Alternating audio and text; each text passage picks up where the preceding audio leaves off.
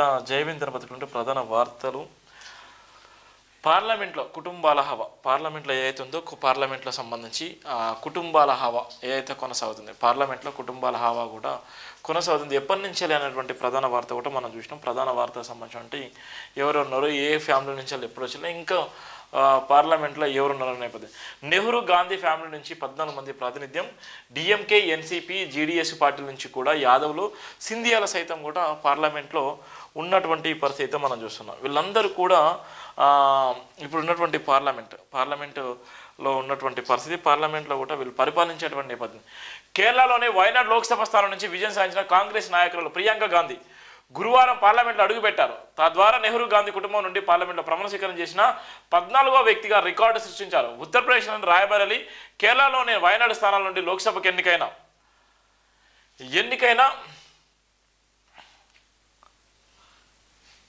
14వ వ్యక్తిగా రికార్డు సృష్టించారు ఉత్తరప్రదేశ్లోని పార్లమెంటు ప్రమాణ స్వీకారం ఏదైతే ఎన్నికైన సందర్భంగా ప్రియాంక సోదరుడు కాంగ్రెస్ అగ్రనేత రాహుల్ గాంధీ వయనాడ్ స్థానం వదులుకోవడం అక్కడ జరిగిన ఉప ఎన్నికలో ప్రియాంక గెలుపొందడం తెలిసింది ప్రియాంక ఎన్నికతో ప్రస్తుతం నెహ్రూ గాంధీ కుటుంబానికి చెందిన ముగ్గురు సోనియా రాహుల్ ప్రియాంక పార్లమెంట్ సభ్యులుగా కొనసాగుతున్న నేపథ్యం కూడా ఉంది ఇక్కడ ఉన్నటువంటి ఎవరైతే ఉన్నారో నెహ్రూ కుటుంబం కానీ గాంధీ కుటుంబం నుంచి వచ్చినట్టు వాళ్ళందరూ కూడా ఇప్పటికీ ముగ్గురు తల్లి కొడుకు కుమార్తె ఈ ముగ్గురు కూడా పార్లమెంట్లో కొనసాగేటువంటి నేపథ్యం ఇప్పటికీ 14వ వ్యక్తిగా రికార్డు కూడా సృష్టించిన నేపథ్యం ఉంది పార్లమెంట్లో 14వ వ్యక్తిగా 14వ పార్లమెంట్ సభ్యురాలుగా కూడా ఒకే కుటుంబం నుంచి వచ్చిన నేపథ్యం కూడా మనం చూస్తున్నాం నెహ్రూ గాంధీ కుటుంబ సభ్యులు వీరే రాహుల్ ప్రియాంక తల్లి సోనియా గాంధీ లోక్సభకు 6 సార్లు ప్రాతినిధ్యం వహించారు ఆమె 5 సార్లు రాయబరేలీ నుండి ఒకేసారి ఆమెది నుండి ఎన్నికయ్యారు ఇక రాహుల్ గాంధీ 5 సార్లు ఎంపీ అయ్యారు ఆయన గతంలో ఒకసారి వయనాడ్ నుండి 3 సార్లు ఆమెది నుండి విజయం సాధించగా అప్పుడు రాయబరేలీకి ప్రాతినిధ్యం వహిస్తున్నారు పార్లమెంటుకు ప్రాతినిధ్యం వహించిన నెహ్రూ గాంధీ కుటుంబానికి చెందిన ఇతర నేతలు జవహర్లాల్ నెహ్రూ విజయలక్ష్మి పండిట్ ఉమా నెహ్రూ ఇందిరాగాంధీ ఫిరోజ్ గాంధీ శ్యామ్ కుమారి నెహ్రూ అరుణ్ నెహ్రూ రాజీవ్ గాంధీ సంజయ్ గాంధీ ఉన్నారు మరో 2 గాంధీలు కూడా ఎంపీలుగా ఎన్నికైనప్పటికీ వారు బీజేపీ పక్షాన గెలుపొందారు మేనకా గాంధీ వరుణ్ గాంధీ బీజేపీ అభ్యర్థిగా గెలుపొంది లోక్సభ సభ్యులు అయిన నేపథ్యం నెహ్రూ గాంధీ కుటుంబ సభ్యులు కూడా ఇప్పుడు కూడా కొనసాగుతున్నారు నెహ్రూ కుటుంబ సభ్యులు ఎవరున్నారు నిజంగా గాంధీ కుటుంబ సభ్యులు ఎంతమంది ఉన్నారు ఇక్కడ ఉన్నటువంటి వాళ్ళు పార్లమెంటు నుంచి ఎప్పటిదాకా ఉన్నారు ఎప్పటి నుంచి ఎప్పటి వరకు పరిపాలిస్తున్నారు అనేటువంటిది ప్రధాన వార్త కూడా జయబిందన పత్రికలో రాసిన ప్రధాన వార్త కూడా ఉంది కాంగ్రెస్ డిఎంకే నుండి కూడా నెహ్రూ గాంధీ కుటుంబానికి చెందిన వారే కాకుండా ఇతర కుటుంబాలకు చెందిన సభ్యులు కూడా ప్రస్తుతం ఉభయ సభల్లో ఉన్నారు కాంగ్రెస్ విషయానికి వస్తే కేంద్ర మాజీ మంత్రి పి చిదంబరం రాజ్యసభలో ఆయన కుమారుడు కార్తి చిదంబరం లోక్సభలో సభ్యులుగా ఉన్నారు కాంగ్రెస్ మిత్రపక్షమైన డిఎంకే అధ్యక్షుడు స్టాలిన్ కుటుంబం నుండి ఆయన సోదరి కనిమోజీ బంధువైన దయానిధి పాలన్ లోక్సభకు ప్రాతినిధ్యం వహిస్తున్నారు మరణ్ తండ్రి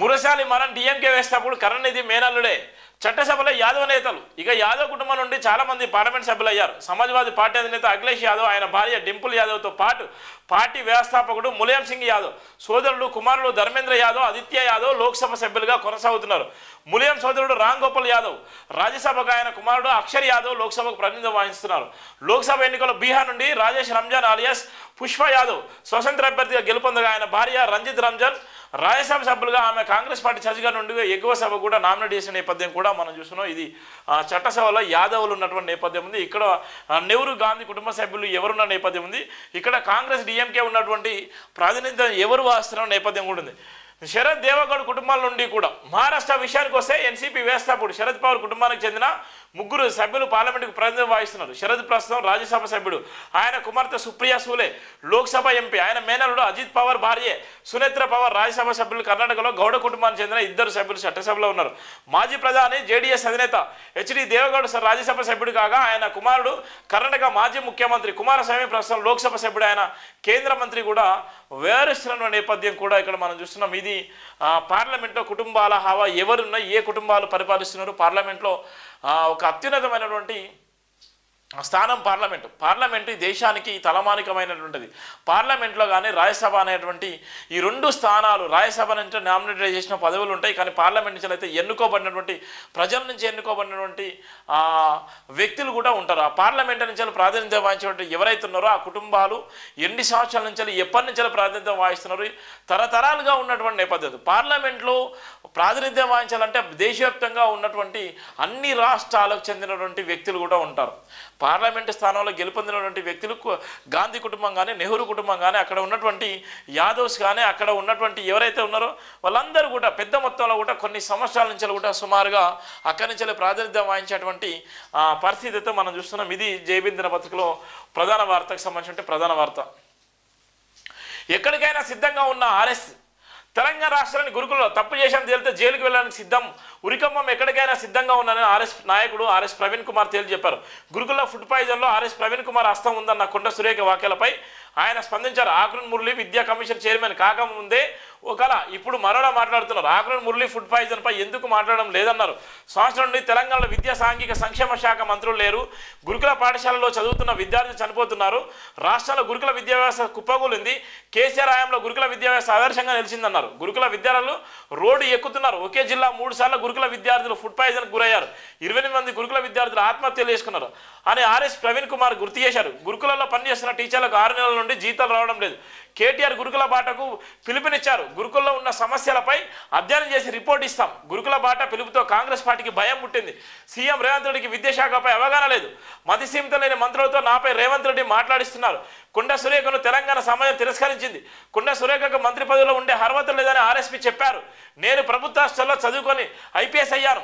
దేశ రక్షణ కోసం పనిచేశాను. 7 సంవత్సరాలు సర్వీసును వదిలి రాజకీయాల్లోకి వచ్చాను. పోలీసు యూనిఫామ్ ప్రక్కన పెట్టి గురుకుల సెక్రటరీగా 9 సంవత్సరాలు పనిచేశాను. ఎలాంటి విచారణకైనా సిద్ధమని ఆర్ఎస్ ప్రవీణ్ కుమార్ తేల్చిన నేపథ్యం కూడా ఉంది. ఇలా ఎవరైతే ఉన్నారో నా మీద ఆరోపణలు వేసేటువంటి మంత్రులు కానీ, ఎవరైతే అబండాలు వేస్తున్నారో, ఎవరైతే ఇప్పుడు కూడా విద్యాశాఖకు సంబంధించినటువంటి మంత్రి లేడు, మతి స్థీమితం లేకుండా కాంగ్రెస్ పార్టీ సంబంధించిన నాయకులు, మంత్రులు, సీఎం వాళ్ళందరూ వ్యవహరిస్తున్నారు. నిజంగా చిత్తశుద్ధి ఉంటే నిజంగా నిరూపించండి. నేను దేనికైనా సిద్ధంగా ఉన్నాను, ఉరికంబం ఎక్కడానికైనా సిద్ధంగా ఉన్నాను. ఫుడ్ పాయిజన్ విషయంలో నా ప్రమేయం ఉందంటే దేనికంటే దానికి సిద్ధంగా ఉన్నాను.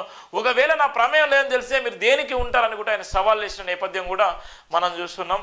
ఇలా ఉన్నటువంటి ఫుడ్ పాయిజన్ వెనకాల ఎంత రాజు జరుగుతుంది. ఇలా గురుకుల పాఠశాల విద్యార్థులు ఆత్మహత్యలు చేసుకుంటారు. ఇలా గురుకుల పాఠశాల విద్యార్థులు ఇలా భయంకర పరిస్థితుల్లో రోడ్ల మీదకి వచ్చి ధర్నాలు రాష్ట్రాలకు వేసేటువంటి పరిస్థితి ఉంది.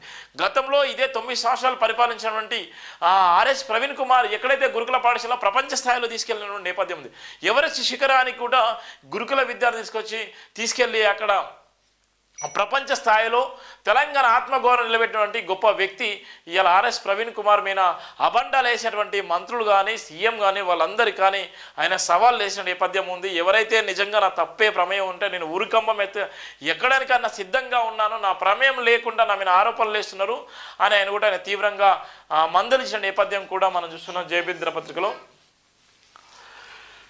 టీజీపీఎస్ చైర్మన్గా బుర్రా వెంకటేశం, టీజీపీఎస్ చైర్మన్గా విద్యాశాఖ ప్రిన్సిపల్ సెక్రటరీ ఐఏఎస్ అధికారి బుర్రా వెంకటేశం నియమితులయ్యారు. టీజీపీఎస్ చైర్మన్గా బీసీకి కాంగ్రెస్ సర్కార్ అవకాశాన్ని ఇచ్చింది. తెలంగాణ మొదటి పబ్లిక్ సర్వీస్ కమిషనర్గా ఎస్సీ సామాజిక వర్గం చెందిన గంట చక్రపాణి నియమితులవ్వగా ఆ తర్వాత జనార్దన్ రెడ్డి నియామకం జరిగింది. అయితే వివిధ ఆరోపణల నేపథ్యంలో జనార్దన్ రెడ్డి స్థానంలో మహేందర్ రెడ్డిని ముఖ్యమంత్రి రేవంత్ రెడ్డి నియమించారు. ఇప్పుడు బీసీ సామాజిక వర్గం చెందిన బుర్రా వెంకటేశం ముఖ్యమంత్రి నియమించారు. 4 సంవత్సరాల పాటు Burra Venkatesham Telangana public service commission chairman పదవిలో ఉండనున్నారు. డిసెంబర్ 3తో మహేందర్ రెడ్డి పదవీకాలం ముగినుంది. ఆ స్థానంలో బుర్రా వెంకటేశం నియమిస్తూ ప్రభుత్వం శనివారం ఉత్తర్వులు కూడా జారీ చేసిన నేపథ్యం కూడా చూస్తున్నాం.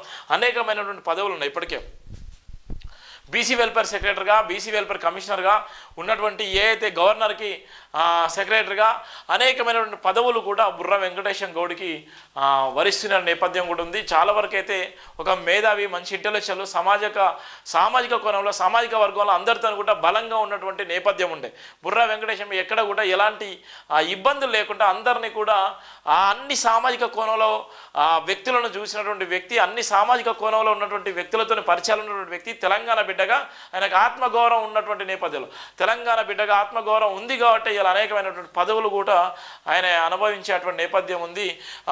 టీఎస్పీఎస్ చైర్మన్గా కూడా బుర్రా వెంకటేశంను కూడా నియమించిన నేపథ్యం ఉంది. 4 సంవత్సరాలు కూడా ఆయన పదవిలో కొనసాగేటువంటి పరిస్థితి అయితే మనం చూస్తున్నాం. ఫుడ్ పాయిజన్ వెనుక బీఆర్ఎస్ హస్తం ఉంది. నిన్న కొండ సురేఖ, ఈరోజు సీతక్క తెలంగాణ ప్రభుత్వ వసతి గృహాల్లో వరుస ఫుడ్ పాయిజన్ ఘటనలపై పంచాయతీరాజ్ శాఖ మంత్రి, గ్రామీణ శాఖ మంత్రి సీతక్క సంచలన వ్యాఖ్యలు చేశారు. ఆహారం కల్తీ కావడం వెనుక బీఆర్ఎస్ పార్టీ రాజకీయ కుట్ర దాగి ఉందని సీతక్క సంచలన ఆరోపణలు చేశారు. బీఆర్ఎస్ నాయకులతో సంబంధం ఉన్న కొంతమంది ఉద్యోగులు ఉద్దేశపూర్వకంగానే ఆహారాన్ని కలుషితం చేస్తున్నారని ఆమె ఆరోపించారు. అందరూ కలిసి విద్యార్థుల ప్రాణాలతో చెలగటం ఆడుతున్నారని మండిపడ్డారు. రాజకీయం కోసం విద్యార్థులు బలిసుకునే కుట్ర జరుగుతుందని మంత్రి ధ్వజమెత్తారు. తెలంగాణ కాంగ్రెస్ ప్రభుత్వానికి బదనం చేసేందుకే బీఆర్ఎస్ నేతలు కుట్రలు చేస్తున్నారని సీతక్క ఆరోపించారు. ఉద్యోగులకు కుట్రతో సంబంధం ఉందని తెలిపితే వారిని విధుల నుంచి తొలగిస్తామని హెచ్చరించారు. సీతక్క కుట్ర వెనుక ఏ స్థాయి నేతలున్నా విడిచిపెట్టాలని చెప్పారు. సీఎం గారు కూడా అదే చెప్పిండు. సీఎం గారు ఏకంగా ఆయన కమిటీలు వేసిండు. సీఎం గారు చెప్పిన మాట చెప్తున్నారు. నిన్న కొండ సురేఖ చెప్పింది, ఇప్పుడు సీతక్క చెప్తుంది. ఎందుకు తెలంగాణ నుంచి ఇద్దరు మహిళా మంత్రులతోనే చెప్పిస్తున్నారు. వరంగల్ జిల్లా నుంచి ప్రాతినిధ్యం వహించినటువంటి ఇద్దరు మహిళా మంత్రులతో చెప్పిస్తున్నారు. అంటే వీళ్ళ వెనక ఇంకా ఎవరున్నారు? నిజంగానే ఒక సీఎంఏ ఉంటే నిజంగా దానికి సంబంధించిన సీఎం ప్రెస్ మీట్ పెట్టిండు, మాట్లాడిండు, ఆయన ట్వీట్ కూడా వేసిన నేపథ్యం ఉంది. కానీ ఇంకా మిగిలిన మంత్రులు కూడా ఎక్కడ కూడా స్పందించలేనటువంటి పరిస్థితి ఉంది. ఎందుకు ఆ ఫుడ్ పాయిజన్ జరుగుతుంది? నిజంగానే ఫుడ్ పాయిజన్ చేసి నిజంగా పిల్లల ప్రాణాలు తీసేయవలసిన అవసరము బీఆర్ఎస్ పార్టీ వాళ్ళకి నిజంగా ఉందా? బీఆర్ఎస్ పార్టీ వాళ్ళు నిజంగా నిజంగా ఆ గౌరవం ఉంటే ఫుడ్ పాయిజన్ వెనక ఉండి నిజంగా చేసేటువంటి దౌర్భాగ్యమైన పరిస్థితి ఉందా అనేటువంటి ప్రధాన వార్త అయితే మనం చూస్తున్నాం.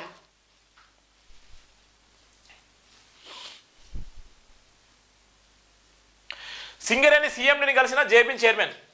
సింగరేణి అభివృద్ధి లక్ష్యంగా ముందుకు నడిపిస్తున్న సీఎండి. బడుగు బలైన వర్గాలకు పెద్దపీట వేయాలని సీఎండిని కోరిన డాక్టర్ బరిగెల శివ. సింగరేణి బలోపేతానికి శాయశక్తుల కృషి చేస్తున్నారని సింగరేణి సీఎండి బలరాం నాయక్ ఐఆర్ఎస్ గురించి తన మనసులోని భావనను వెలిబుచ్చారు. డాక్టర్ బరిగెల శివ శనివారం సింగరేణి సీఎండి తన ఛాంబర్లో మర్యాదపూర్వకం కలిసి అనేక విషయాల గురించి మాట్లాడుతూ సింగరేణి ద్వారా బడుగు బలైన వర్గాలకు ఉపాధి అవకాశాలు కల్పించాలని కోరినట్టు తెలిపారు. ఎన్నో ఆశయాలతో ముందుకు సాగుతున్న సింగరేణి పట్ల రాష్ట్ర వ్యాప్తంగా గౌరవం పెట్టుటలో సింగరేణి సీఎండి బలరాం నాయక్ ఐఆర్ఎస్ కృషి ఎనలేని మరవలేదని అన్నారు. బడుగు బలైన వర్గాలకు పెద్దపీట వేస్తూనే సింగరేణి అభివృద్ధిని ముందుకు తీసుకెళ్తున్నాం సీఎండి పరిజ్ఞానానికి నిదర్శనం అన్నారు. రానున్న కాలంలో సింగరేణికి ఉజ్వల భవిష్యత్తు ఉంటుందని, దానికి తోడు యువ ఉద్యోగులతో సింగరేణి నిండుకుంటుందని ఆశాభావం వ్యక్తపరిచారు. ఉద్యోగుల ఆరోగ్యాల పట్ల జాగ్రత్త తీసుకుంటున్న సీఎండి ప్రభుత్వానికి సింగరేణి ఉద్యోగులకు చక్కని సామాన్యాన్ని కనబరుస్తూ ప్రత్యక్షంగా పరోక్షంగా సింగరేణి అభివృద్ధిని కండ్లకు అద్దినట్టు చేస్తూ చూపిస్తున్నారు. తదనంతరం జేబీ మానేల చిత్రపటం ఇస్తూ గౌరవించినట్టు తెలిపారు. ఈ కార్యక్రమంలో దళిత క్రైస్తవ ఐక్యవేదిక అధ్యక్షులు మోజేసు సునీలు శ్రీనివాసు పాల్గొన్న నేపథ్యం కూడా ఉంది. అనేకమైనటువంటి విషయాలమైన సింగరేణి సీఎండి ఇవాళ తెలంగాణ రాష్ట్రానికి ఇవాళ ఉన్నటువంటి తెలంగాణ రాష్ట్రంలో ఇవాళ ఆర్థికంగా ఇలా బలంగా ఉన్నటువంటి సంస్థ ఏదంటే సింగరేణి సంస్థ. ఆ సింగరేణి సంస్థకు ఇవాళ ఐఆర్ఎస్ అధికారిగా ఉన్నటువంటి బలరాం నాయక్ ఐఆర్ఎస్ గారు నిజంగా ఒక అనుభవం కలిగినటువంటి ఒక గొప్ప ఆఫీసర్. ఆయనే ఆలోచన విధానం ఇవాళ ఎంతో మందికి ఇవాళ ఉపాధిగా ఉంది. ఆయన ఆలోచన విధానం సింగరేణి ఇవాళ ఆర్థికమైన బాటలో ఇలా ప్రయాణించేటువంటి పరిస్థితి ఉంది.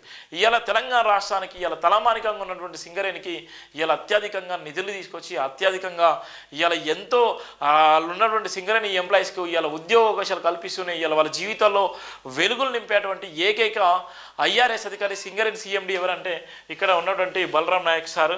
నిజంగా చాలా అద్భుతమైనటువంటి పరిపాలన చేస్తూ ఎంతోమందికి ఆదర్శంగా నిలిచేటువంటి పరిస్థితి మనం చూస్తున్నాం.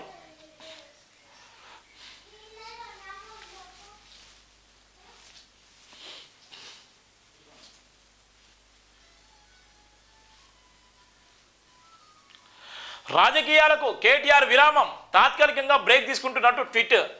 వెల్నెస్ రిటర్కి వెళ్తున్నట్టు ప్రకటన. రాజకీయ పరిస్థితులను తనను మిస్ అవ్వారంటూ సైటర్. ఎక్కడికి వెళ్లారో అధికారికంగా వెల్లడించని పార్టీ వర్గాలు. 3న రాత్రి తిరిగి హైదరాబాద్ చేరుకుంటారని ప్రచారం. అన్న కేటీఆర్ ఎక్కడ అంటూ పార్టీలో చర్చ జరుగుతున్న నేపథ్యం కూడా ఉంది.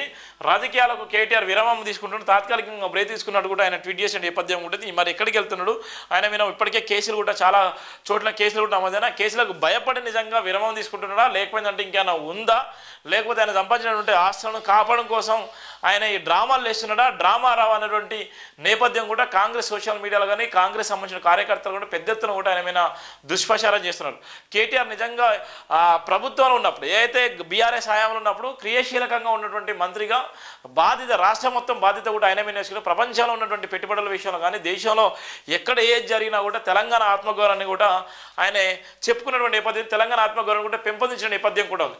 ఇప్పుడున్నటువంటి నేపథ్యంలో విరామం తీసుకునే సమయంలో కేసులకు భయపడి తీసుకుంటున్నారా, లేకపోతే వెనక ఆయన రాజకీయ కుట్ర ఉందా, కావాలని ఈయనను పక్కన పెడుతున్నాడా, లేకపోతే దీన్ని బీఆర్ఎస్ఎల్ ఆడుతున్న డ్రామానైనా, లేకపోతే బీజేపీలు ఆడుతున్న డ్రామానా, లేకపోతే ఇక్కడ ఉన్నటువంటి కాంగ్రెస్ వెళ్ళే కావాలని నేను పక్కన పెట్టిస్తున్నారా, ఎవరు ఏమా అనేటువంటి పరిస్థితి అయితే లేదు. కానీ చాలా వరకు అయితే ఇప్పటికైతే వాళ్ళందరూ కూడా ఆందోళన ఉన్న నేపథ్యం కూడా చూస్తున్నాం.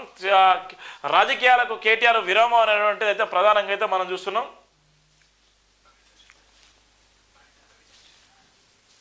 ఒకవేళ నిజంగా రాజకీయాలు కేటీఆర్ విరామం తీసుకుంటే కవిత ఎంట్రీ అవుతుందా?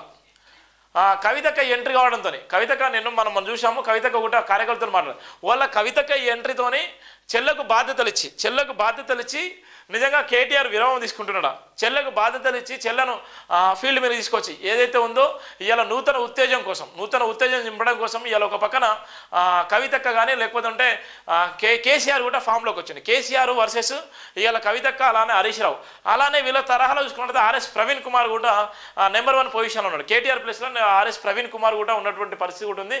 ఈ నలుగురు కూడా తెలంగాణ రాష్ట్రంలో ఉన్నటువంటి పరిస్థితి, ఇలా ఉన్నటువంటి ఎవరైతే కార్యకర్తలకు జోషి నింపేటువంటి ప్రయత్నం చేసేటువంటి పరిస్థితి ఉంది. ఎక్కడేసిన గొంగడి అక్కడే ఉంది. ఇలా ఉన్నటువంటి 6 గ్యారంటీ అమలు విషయంలో కానీ 420 హామీలు ఎవరైతే ఇచ్చారో కాంగ్రెస్ ప్రభుత్వం ఇచ్చినటువంటి హామీలను కూడా పూర్తిగా ప్రజలకు తీసుకెళ్లేటువంటి పరిస్థితిలో ఒక పక్కన ప్రణాళిక కూడా సిద్ధం చేసుకున్నటువంటి నేపథ్యం ఉంది.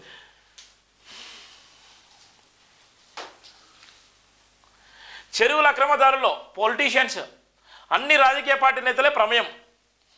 కబ్జాదారుల్లో పేదల కన్నా సంపన్నులే ఎక్కువ. నగరంలో చెరువులు 61% కబ్జా, ఏ ఒక్కరిని వదలబోము. త్వరలో హైడ్రా పోలీస్ స్టేషన్ ఏర్పాటు చేస్తున్న రంగనాథ్. ఇక్కడ ఉన్నటువంటి చాలా వరకు చూడు, ఇక్కడ ఉన్నటువంటి పేదవాళ్ళు, పేద బడుగు బలైన వర్గాలు ఎవ్వరు కూడా లేరు. ఇక్కడ ఉన్నటువంటి అక్రమంగా ఎక్కువ సంపాదించుకున్నట మొత్తం టోటల్గా రాజకీయ నాయకులు, పలుకుబడి ఉన్నటువంటి నాయకులు 61% అక్రమంగా భూ కబ్జాలు పాల్పడేటువంటి వ్యక్తులు కూడా వాళ్ళు. మరి వాళ్ళ జోలికి ఎట్లా పోతారో చూద్దాం. కబ్జాదారుల పేర్ల కన్నా సంపన్నులు ఎక్కువ. నగరంలో చెరువులు 61% కబ్జా, ఏ ఒక్కరిని వదలబోము. త్వరలో హైడ్రా పోలీస్ స్టేషన్ కూడా ఏర్పాటు చేస్తున్న రంగనాథ్. చెరువులకు అక్రమదారులు అన్ని రాజకీయ పార్టీ నేతలు ఉన్నారని హైడ్రా కమిషనర్ రంగనాథ్ కీలక వ్యాఖ్యలు చేశారు. జాతీయ బయోడైవర్సిటీ అథారిటీ ICLEA ఆధ్వర్యంలో బేగంపేటలోని ఓ హోటల్లో శనివారం నిర్వహించిన జాతీయ సదస్సులో ఆయన మాట్లాడు నగరంలో 61% చెరువులు కబ్జాకు గురయ్యారు వెల్లడించారు. కబ్జాదారుల్లో పేర్ల కన్నా సంపన్నులే ఎక్కువ ఉన్నారని తెలిపారు. ఎవరిని వదలబోమని హెచ్చరించారు. త్వరలో హైడ్రా పోలీస్ స్టేషన్ కూడా ఏర్పాటు చేస్తున్నటువంటి నేపథ్యం కూడా మనం చూస్తున్నాం.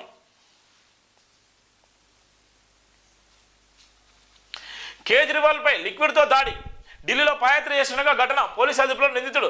దాడి వెనుక బీజేపీ ఢిల్లీ మంత్రి సౌరభ్, ఆరోపణలు కొట్టిపారేసిన కమలం పార్టీ. కేజ్రీవాల్పై దాడి చేస్తున్నటువంటి దుండుగులు 5గురు కలిసి ఆయన మీద ఒక మాజీ ముఖ్యమంత్రి ఆయన మీద చూడు ఎట్లా ఉందో భయంకరంగా ఉన్న నేపథ్యం కూడా మనం చూస్తున్నాం. 3,000 జీవో, బాధితులకు మోక్షం, స్పాజ్ మెడికల్ మ్యూచువల్ పనులకు గ్రీన్ సిగ్నల్, గైడ్లైన్స్ విడుదల చేసిన సర్కార్. వచ్చే నెల 30 లోపు కంప్లీట్ చేయాలని ఆదేశం. మ్యూచువల్ ట్రాన్స్ఫర్లకు ఆన్లైన్ అప్లికేషన్స్ నేటి నుంచి అందుబాటులోకి. ఫోటోలు కూడా తీసుకొచ్చి ఇది నిజంగా శుభవార్త. చాలా మందికి ఇబ్బంది పడేటువంటి నేపథ్యం కూడా మనం చూస్తున్నాం. పుష్ప 2 టికెట్ ధరలు భారీగా పెంపు. బెనిఫిట్ షోకు 800, సింగిల్ స్క్రీన్లు 150 నుంచి మల్టీప్లెక్స్లో 200 వరకు పెంచుకునే ఛాన్స్ రాష్ట్ర ప్రభుత్వం అనుమతి. చూడు వీళ్ళే కోటేశ్వర్లు, ఎవరి కోసమే అన్ని 800 రూపాయలు టికెట్ అట. పుష్ప టికెట్ సినిమా 800 రూపాయలు టికెట్ పెట్టుకుని చూసేటువంటి నేపథ్యం కూడా ఇక్కడ కల్పించారు. మరి దానికి రాష్ట్ర ప్రభుత్వమే సపోర్ట్ చేసే నేపథ్యం కూడా ఉంది.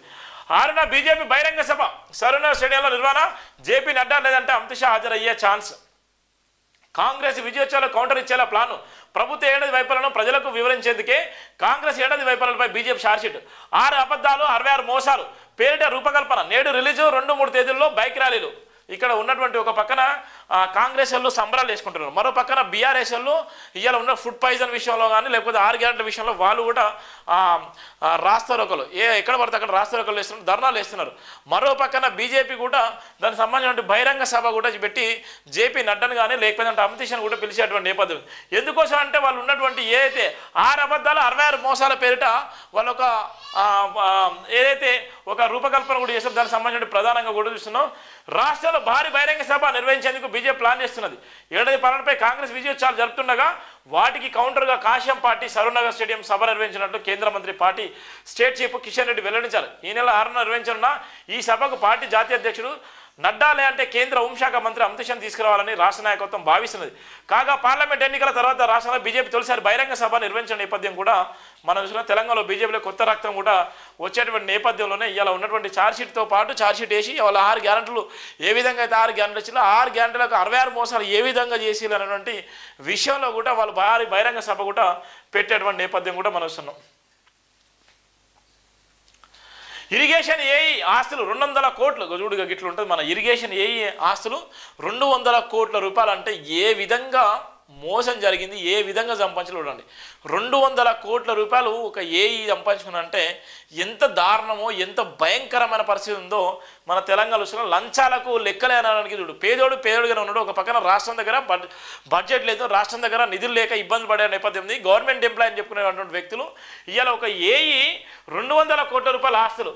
10 ఏళ్ల క్రితం ఉద్యోగుల చేరిక ప్రతి ఎన్ఓసికి లక్షల్లో వసూలు, ఏసీబీ దర్యాప్తులో వెలుగులోకి సంచలన విషయాలు, రెండోసారి నితీష్ కుమార్ అరెస్ట్. 2021 నుంచి గండిపేట డివిజన్ ఇరిగేషన్ ఏఈగా విధులు నిర్వహిస్తున్న నితీష్ కుమార్ ఆస్తులు చూస్తే కళ్ళు తిరిగాల్సిందే. ఇప్పటికే లంచం తీసుకుంటూ మే నెలలో ఏసీబీ చిక్కిన ఆయన తాజాగా ఆదాయానికి మించిన ఆస్తుల కేసులో రెండోసారి అరెస్టు కానున్నట్లు తేలింది. బహుళ అంతస్తులకు ఒక్క ఎన్ఓసి జారీ చేయాలంటే 4 లక్షల నుంచి 50 లక్షల వరకు తీసుకుంటారని ఏసీబీ అధికారులు ఆయన తానికలు వెల్లడించిన నేపథ్యం ఉంది. ఆయన తానికలు వేసిన నేపథ్యంలో ఆయన ఒక్కటి ఎన్ఓసి ఇవ్వాలంటే 50 లక్షల రూపాయలు తీసుకున్న నేపథ్యం ఉంది. 200 కోట్ల రూపాయలు ఆస్తిపరుడు ఒక ఏఈనే. చూడండి ఎంత ఘోరాతి ఘోరంగా ఉందో. ఈయనకన్నా పైన అధికారులు కానీ ఈయనకన్నా పై అధికారులు కానీ ఏ విధంగా డబ్బులు సంపాదించుకున్నారు, ఏ విధంగా కుల్లగొట్టిలు, ఏ విధంగా డబ్బులు ఇలా ఉన్నటువంటి, ఏ విధంగా ప్రభుత్వ ఆదాయాన్ని కానీ లేకపోతే ఉన్నటువంటి పర్మిషన్ల కోసం కానీ ఈ విధంగా బ్లాక్ మెయిల్ వేసేటువంటి నేపథ్యం ఉంది. మరి ఈ అధికారుల మీద ఇలా ఏసీబీకి దొరికినటువంటి అధికారుల మీద జైలుగా పంపిస్తున్నారు. మొన్న చూసుకుంటే కలెక్టర్ అమయ్ కుమార్ మీద 2,000 కోట్లు, ఎంత 20,000 కోట్ల రూపాయలు, 20,000 కోట్ల రూపాయలు ఎక్కడిది సొమ్మంతా? ఇలా ప్రభుత్వ ఆస్తులను ధ్వంసం చేసి ప్రభుత్వ ఆస్తులను కాపాల్సినటువంటి అధికారులు విచ్చలవిడిగా 1,000 కోట్లు సంపాదించుకుంటే మరి రాష్ట్ర ప్రభుత్వాలు ఏం చేస్తున్నారు? రాష్ట్ర ప్రభుత్వాలు వాళ్ళని తీసుకుపోయి జైలు వేయచ్చు కదా. ఇవాళ ఉన్నటువంటి పేద బడుగు బలైన వర్గాలు బ్యాంకులో చిన్నర 1 లక్ష రూపాయలు లోన్ తీసుకుంటే వాళ్ళ ఇంటికి వచ్చి వాళ్ళ కిటికీలు కానీ తలుపులు కానీ తీసుకెళ్లేటువంటి దౌర్భాగ్యమైన పరిస్థితి ఉంది. మరి అలాంటి సందర్భంలో ఇవాళ కోట్ల రూపాయలు జనాన్ని మోసం చేసి సంపాదించుకున్నటువంటి వీళ్ళ మీద ఎందుకు ఏం చేయలేకపోతుంది రాష్ట్ర ప్రభుత్వం అనేటువంటిది అయితే ప్రధానంగా ఉన్నటువంటి వార్త. ఎక్కడ చూసినా ప్రధానంగా అదే ఉంది. మాయగాళ్ళు మాటలు నమ్మి మోసపోవద్దు, అభివృద్ధిపై బీఆర్ఎస్ కుట్రలు, సీఎం రేవంత్ రెడ్డి. 10 ఏళ్ల కేసీఆర్ దోపిడీకి తెలంగాణ బలైంది. ఇప్పుడు అభివృద్ధి చేస్తుంటే అమేకులను రెచ్చగొడుతున్నారు. లగ్జర్ల మంట పెట్టి దాడులు చేయించి ప్రజలను ఆగం చేసిండ్రు. కేసీఆర్, కేటీఆర్, హరీష్ రావు ఉచ్చులో పడి కేసుల్లో ఇరుక్కోవద్దు. పాలమూరును కూడా అభివృద్ధి చేసుకోకపోతే చరిత్ర క్షమించదు. పరిశ్రమలకు భూములు ఇస్తే ఎకరానికి 20 లక్షలు ఇవ్వడానికైనా రెడీగా ఉన్నాను. రుణమాఫీపై చర్చకు ప్రధాని మోదీ, కేసీఆర్ సిద్ధమా అని సవాల్. పాలమూరులో ఘనంగా రైతు పండుగ ముగింపు వేడుకలో ఆయన చేసినటువంటి వాక్యాలు కూడా ఉన్నాయి. చాలా వరకు ఎవరైతే ఉన్నారో వాళ్ళ బడుగు బలైన వర్గాలు మీరు మోసపోవద్దు. కేసీఆర్ ఉచ్చులో పడి ఇప్పటికే తెలంగాణ రాష్ట్రం అంతా ఆగం అయిపోయింది. దాని విషయంలో మీరు ఏం చింతించకండి. ఎకరానికి 20 లక్షలు ఇవ్వడానికి కూడా సిద్ధంగా ఉన్నది ప్రభుత్వం అని కూడా ఆయన నిన్న బహిరంగ సభలో ఘాటుగా స్పందించిన నేపథ్యం కూడా చూస్తున్నాం. ఏడాది కాలంలో రాష్ట్ర ప్రభుత్వం చేసింది చెప్పుకోవడంలో వెనుకబడం, పనిలో పని దాని గురించి ఆలోచన చేయలేదు. మాకు ఆడంబరాలు తెలియదు. పాలమూరులకు పనిచేయడం తప్ప గొప్పలు చెప్పుకునేది తెలియదు, కష్టపడడం తప్ప గొప్పలు చెప్పుకోము. ఇప్పటి నుంచి నేను మాట్లాడను, మీరు జనం మాట్లాడాలి. పాలమూరులో జరుగుతున్న అభివృద్ధిని 4 దిక్కుల చాటాలి సీఎం రేవంత్ రెడ్డి. 10 ఏళ్ల రాష్ట్రాన్ని ఆగం పట్టించిన బీఆర్ఎస్ నేతలు ఇప్పుడు అభివృద్ధి జరుగుతుంటే అడ్డుకోవాలని కుట్రలు చేస్తున్నారని సీఎం రేవంత్ రెడ్డి మండిపడ్డారు. ప్రజలు రెచ్చగొట్టి బలి చేయాలని చేస్తున్నారని అలాంటి మాయగాళ్ళ మాటలు నమ్మొద్దని సూచించారు. లగ్జర్ల మంట పెట్టి ఆఫీసులను కొట్టించి కలెక్టర్లపై దాడులు చేయించి అమాయక లంబడిన జైలుకు పంపించారు. బీఆర్ఎస్ నేతలు మాయమాటలు నమ్మొద్దని నేను మొదటి నుంచే చెప్తూనే ఉన్నా. జనాన్ని ఉచ్చులోకి దింపడమే వాళ్ళ పని. తెలంగాణ ఉద్యోగులు కూడా అట్లనే చేసిండ్రు. నాడు అగ్గిపెట్టే రావు 100 రూపాయలు పెట్టి సీసా పెట్రోల్ తెచ్చుకున్నాడు కానీ 10 పైసలు పెట్టి అగ్గిపెట్టి తెచ్చుకోలేదు. ఆ నేతలు మాటలు విన్నా పిల్లలపై నాడు కేసులనే ఇప్పుడు కూడా అమాయక ప్రజలను రెచ్చగొట్టాలు చూస్తున్నారు అని ఆయన ఆగ్రహం వ్యక్తం చేసిన నేపథ్యం కూడా మనం చూస్తున్నాం. ఇది ఉన్నటువంటి వార్త.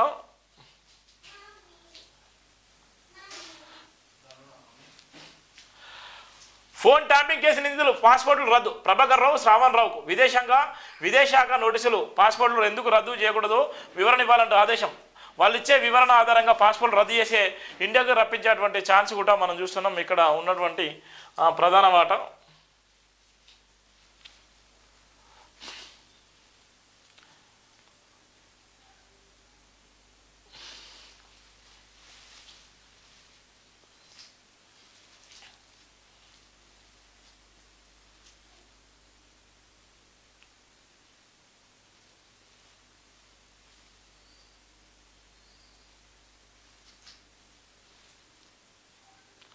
విద్యార్థులు చస్తున్నా పట్టదా, దమ్ముంటే గురువులపై చర్చకు రండి, నేను ఏ విషయానికైనా సిద్ధం, తప్పు చేసినట్టు తేలితే ఉరికమ్మం ఎక్కేందుకైనా రెడీ అనేటువంటి ప్రధాన వార్త కూడా మనం చూస్తున్నాం. ధరలో మార్పులకు మోకాళ్ళడ్డేది ఎవరు?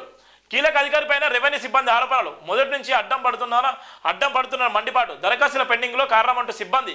నిబంధనల పేరుతో బదిలీని అడ్డుకుంటున్న అధికారి. నేడు నుంచి ధరణి పోర్టల్ నిర్వహణ ఎన్ఐసి చేతికి వెళ్ళిపోయిన నేపథ్యం ఉంది. ధరణి వల్ల నిజంగా రాష్ట్ర ప్రభుత్వం అయితే గత బీఆర్ఎస్ ప్రభుత్వంలో ధరణి వల్ల చాలా ఇబ్బంది పడ్డది, ధరణి వల్ల అనేకమైన ఇబ్బందులు పడ్డాయన్న నేపథ్యం కూడా చూస్తున్నాం. ఇప్పుడు ధరణి ఎవరు దీనికోసం ఎవరు చేస్తున్నారు, ధరణిలో జరిగినటువంటి మార్పులు ఏంది, రైతులు ఎంత ఇబ్బంది పడతారు, రైతులకు జరగాల్సినటువంటి నష్టం ఎంత జరిగింది, ఇప్పటికే గత బీఆర్ఎస్లో ఇప్పుడు కూడా చెప్పులు అరిగిపోయే విధంగా తిరిగినటువంటి ఎంతోమంది రైతులు, ఇప్పటికైనా రైతులకు న్యాయం జరుగుతుందా అనేటువంటి ఒక ఆశ ఉండే. కానీ ఇప్పటికీ కూడా ఆ ధరణి విషయంలో ఇంకా క్లారిటీ కూడా రాలేదు. ధరణి విషయంలో ఎందుకు జాప్యం చేస్తున్నారు, ఎందుకు మోసం చేస్తున్నారు, రైతులు ఇప్పటికే ఇబ్బంది పడేటువంటి నేపథ్యం ఉన్నటువంటి ప్రధాన వార్త కూడా ఇక్కడ మనం చూస్తున్నాం. ధరణి పోర్టల్లో గుట్టలుగా పేరుకుపోతున్న పెండింగ్ సమస్యలు పరిష్కారం కాకపోవడానికి ఒక ఉన్నతాధికారి అనుసరిస్తున్న వైఖరి కారణమని ఆరోపణలు వినిపిస్తున్నాయి. మొదటి నుంచి ఆయన ధరణిలో మార్పులకు చక్రం తిప్పిన నేపథ్యం, ధరణిలో వేల కోట్ల రూపాయలు సంపాదించుకునే నేపథ్యం, ధరణిలో వేల కోట్ల రూపాయలు కొంతమంది ఐఏఎస్ అధికారులు, కొంతమంది అధికారులు అయితే వేల కోట్లు సంపాదించుకున్నారు. వాళ్ళ ఆస్తులు కూడా 20,000 నుంచి 30,000 కోట్ల రూపాయలు కూడా సంపాదించుకున్నారు. ధరణి పేరు మీద ఒక్క పట్టాను ఒక్కదాన్ని మనం మార్పిడి చేయాలంటే దాన్ని మార్పిడి చేయాలన్నా దానికి సంబంధించిన అంశం తీసుకున్నా 1 కోటి నుంచి 2 కోట్ల రూపాయలు కూడా తీసుకున్న నేపథ్యం ఉంటుంది. త్వరలో అధికారులు కూడా బట్టబయలు అయ్యేటువంటి నేపథ్యం కూడా మనం చూస్తున్నాం. లగచర్ల పోలేపల్లిలో పారిశ్రామిక వాడ భూసేకరణకు నోటిఫికేషన్ విడుదల. లగచర్లలో 110.32 ఎకరాలు, పోలేపల్లి 71.39 ఎకరాల సేకరణ. 60 రోజుల్లో అభ్యంతరాలు ఛాన్స్. ప్రభుత్వం చకచక అడుగులు వేసే నేపథ్యం కూడా మనం చూస్తున్నాం. లగచర్ల పోలేపల్లిలో పారిశ్రామిక వాడ కూడా వాళ్ళు పెట్టేటువంటి నేపథ్యం ఉంది. సుమారుగా 110 ఎకరాలు, ఇంకో పక్కన 71 ఎకరాలు కూడా ఉన్నది. దానికి సంబంధించి ప్రధానంగా ఉంటుంది. వికారాబాద్ జిల్లా దుద్యాల మండలం లగచర్ల పోలేపల్లి గ్రామాల పరిధిలో బోలా సాధక పారిశ్రామిక వాడ ఏర్పాటుకు ప్రభుత్వం అడుగులు వేస్తున్నాయి. ఈ మేరకు భూసేకరణ కోసం శనివారం ప్రభుత్వం నోటిఫికేషన్ విడుదల చేసింది. లగచర్లలో 110.32 ఎకరాలు, పోలేపల్లిలో 71.39 ఎకరాల భూమిని సేకరించేందుకు జిల్లా కలెక్టర్ నోటిఫికేషన్ జారీ చేశారు. భూసేకరణ పునరావాస కల్పన చట్టం కింద భూసేకరణ చేపట్టనున్నట్టు నోటిఫికేషన్లో పేర్కొన్నారు. పారిశ్రామిక వేడ ఏర్పాటుకు గుర్తించిన భూములను ముందస్తు అనుమతి లేకుండా క్రయ విక్రయాలు చేయరాదని, ఆయా భూములపై రుణాలు కల్పించరాదని, ఎటువంటి లావాదేవీలు జరపలేని నోటిఫికేషన్లో ప్రభుత్వం స్పష్టం చేసిన నేపథ్యం కూడా మనం చూస్తున్నాం. ఇక్కడ ఉన్నటువంటి వార్త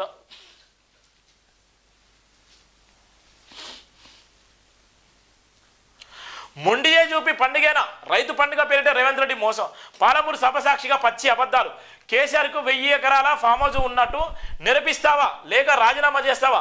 కాంగ్రెస్ సర్కార్ ఏడాది పాలన అసలు రంగును అసెంబ్లీలో బయట పెడతాం. సమయం ఇచ్చి దమ్మున్నదా హరీష్ రావు? పాలమూరుకు ఏం చేసినావు ప్రశ్నించే హక్కు నీకెక్కడిది? కాంగ్రెస్ పాలనలో వలసల ఆకలి చౌలకు నిలయంగా మారిన పాలమూరు తలరాతను మార్చింది కేసీఆర్ అన్న విషయం గుర్తుపెట్టుకో. మీ పాలనలో పెండింగ్లో ఉన్న ప్రాజెక్టులు రన్నింగ్ ప్రాజెక్టులుగా మార్చిన ఘనత కూడా కేసీఆర్దే. హరీష్ రావు కూడా తీవ్రంగా కూడా ధ్వజమిత్ర నేపథ్యం కూడా వస్తున్నాం.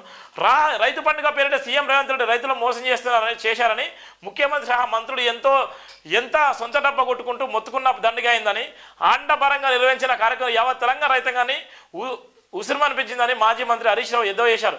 ఏడాది పాలన పూర్తయిన సందర్భంగా రైతులందరికీ రుణమాఫీ 2 పంటలకు సంబంధించి ఎకరానికి 15,000 చొప్పున ప్రకటిస్తారని కూడా ఆయన చెప్పిన నేపథ్యం కూడా మనం చూస్తున్నాం. ఇది ఉన్నటువంటి జైబీన్ దినపత్రికలో కానీ వివిధ దినపత్రికలను ప్రధాన వార్తల సారాంశం మానవ వార్త. దయచేసి ప్రతి ఒక్కరు కూడా జైబీన్ టీవీ ఛానల్ సబ్స్క్రైబ్ చేసుకోండి, షేర్ చేయండి, విలువైన కామెంట్ చేయండి. ఇది మన టీవీ, మన గొంతుక. Thank you so much. Jai Bhim all.